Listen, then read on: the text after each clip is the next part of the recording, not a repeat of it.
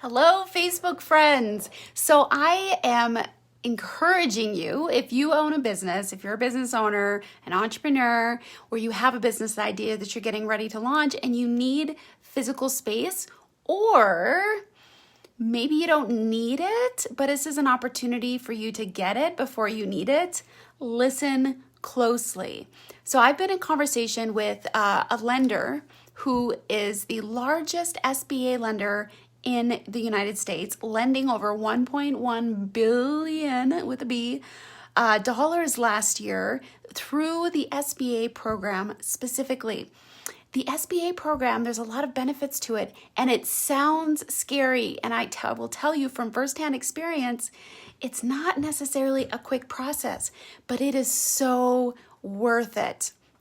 So let me share with you a couple of the reasons why it might be in your best interest to think about getting an SBA loan now. Not next year. I mean, you could still next year, but why now is really an amazing time. Two reasons. First is because of the pandemic and all that's been going on, the SBA has actually shifted their program a little bit, their traditional program, which is called the SBA 7A loan program. They have shifted it a little bit so that so typically the responsibility of the owner is to bring 10% to a purchase of real estate. So the SBA will back 90% of the loan. You get a loan through a bank that is supported by the SBA or that works with them, and then you bring 10% down at closing. But the SBA has loosened or broadened their definition, and they're actually allowing companies to bring 10% equity to closing. So what does that mean? So if you're not in the business or the real estate space a lot, or you're kind of new, you're like, okay, equity, money, like what's the difference? Here's the difference.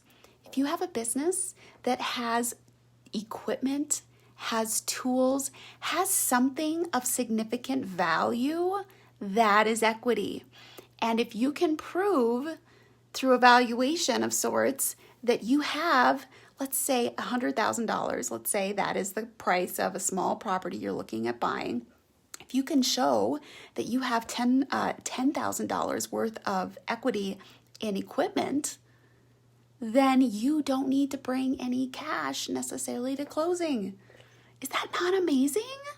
That was not available when I've gotten my SBA loans in the past. Here's two other reasons why getting a loan, an SBA loan now, is super, super important. Another one is because the SBA will actually pay your first 3 months worth of mortgage payments, up to $9,000 a month. So yeah, I know what you're thinking. $9,000 in a month, that's a huge mortgage. And yes, you're right, that's a huge loan. But they will pay 3 months. So that is unheard of. The SBA has never done that before.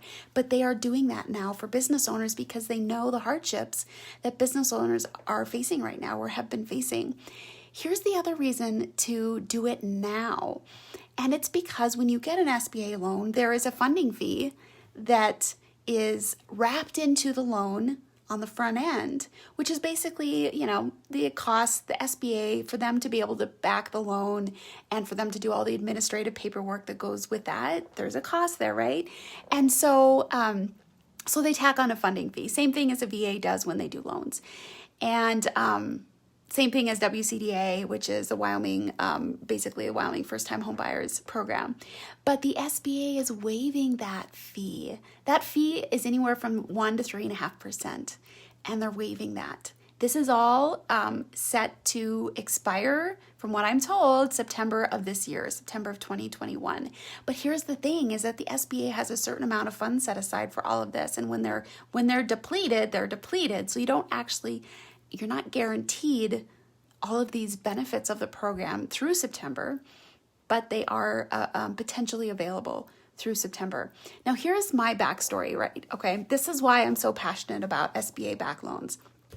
When I started a private practice about 11 years ago, I was in the military, full-time psychologist, and I was like, I know I want to open a practice, but my husband and I were just, having kids, and he didn't have a well-paying job at that time, and we were kind of struggling financially.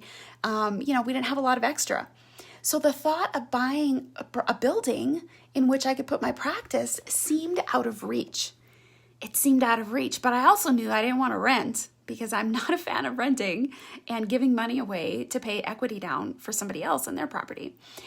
But I found the SBA loan and I was able to buy this adorable little house. It was about 1,200 square feet in the downtown area of our town. I think the sales price on it was somewhere around like $115,000. And because of the SBA loan, I only had to bring somewhere around $10,000 or $11,000 to closing. I could figure that out. But if I had to buy that with regular business investment loan money, I would have had to bring 25% down. And that would have been like well over, it's probably about close to 30,000. That was not feasible for me at the time. Okay. Now fast forward another 8 years or 7 years really, and my business had grown. I had bought another building and then we had consolidated into a third building, and now we were ready to buy our fourth building. But now as a business, this was a significant jump up from any of the businesses or any of the properties we had owned before. Our first property was about $115,000. Our second property we bought was about $135,000. Our third property was about $200 and maybe $50,000, and we put about $70,000 worth of renovations in that. Now we were looking at expanding again, but this time into an $880,000 building. Okay, guys, I'm going to do some quick math for you here because I did not do this prior. If we were to, oh, that's actually pretty easy math. If we were to have bought that $880,000 commercial building with typical commercial funding through a bank, we would have had to have had 25% cash available at closing. So 25% of 880, which is actually really easy math, is $220,000. We did not have $220,000 available in cash laying around underneath our mattress or in the bank account. But we went through the SBA loan process, and we were then 10%. We were able to buy the property for only $80-some thousand down. Like, that was doable. 225 or 220, not doable. 80,000, we could figure that one out, and we did. So we were able to buy that property. We never would have gotten the opportunity to buy that property had we not had the SBA support. And here's the other cool thing. Well, I'm not going to say the coronavirus is cool.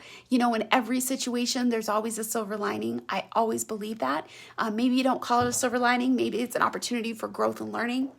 But our silver lining in the coronavirus situation is the SBA has decided over this past year and a half, they decided, I think twice, they were going to pay mortgage payments for every single SBA loan in the United States.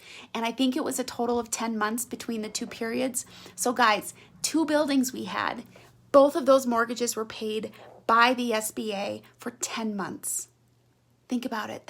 It's almost, actually it is, $1 million worth of real estate mortgages paid for by the SBA for us. Huge blessing. Huge blessing for us. Obviously not something we anticipated.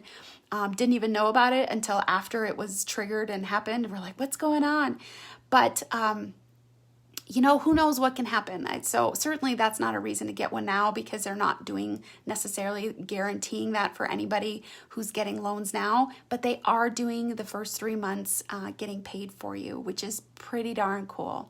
So these are all reasons why now is a good time to seriously consider a business or a property for your business. And here's the other cool thing. So some of you guys are thinking, yeah, well, I could see us using space, but maybe we don't have the cash flow right now available to actually pay for the mortgage, even though the mortgage rates are ridiculously low, and even though we'd have support through the SBA, even though maybe we do have 10% down, I don't know that we have enough cash flow to support a mortgage payment. Here is something to consider, which is pretty darn cool. You can buy a property that, as long as your business as owner occupied, your business is using at least 51% of the space in that building, you can lease the rest out. So imagine that in a lot of scenarios, the mortgage payment can be fully covered by the rents of just half the building. Is that not cool? There's so many ways of being able to figure out how to acquire investments. And I will tell you, I no longer own the business that bought all 4 of those properties over the last decade. I sold the business. And so, I got paid for the business, intellectual property and all of that. And it's done and over with.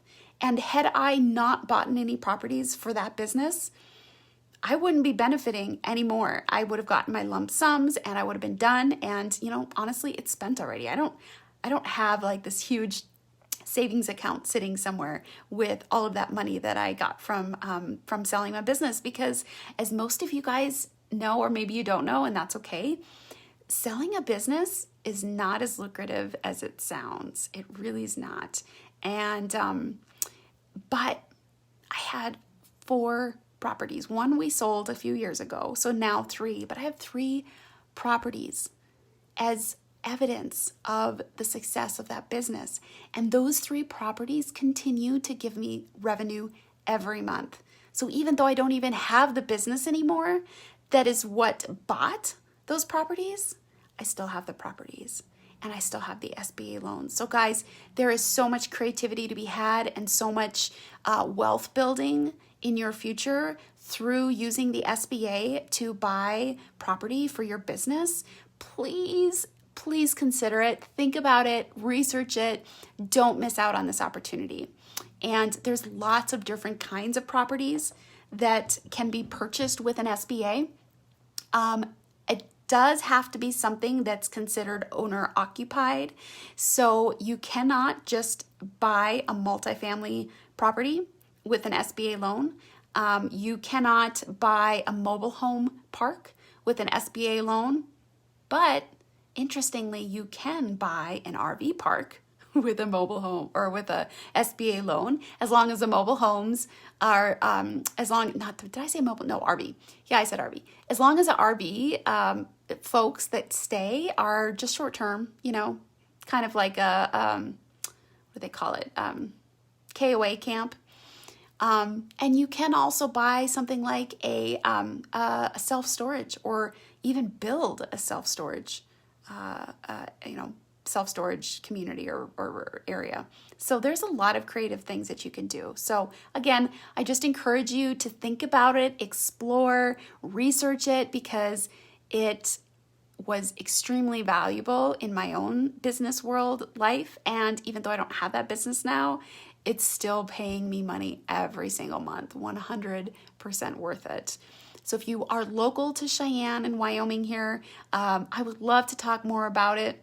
I did a video, a shorter video on this a few days ago, and a gal reached out to me just to get more information and to talk more about it, because she's got a business that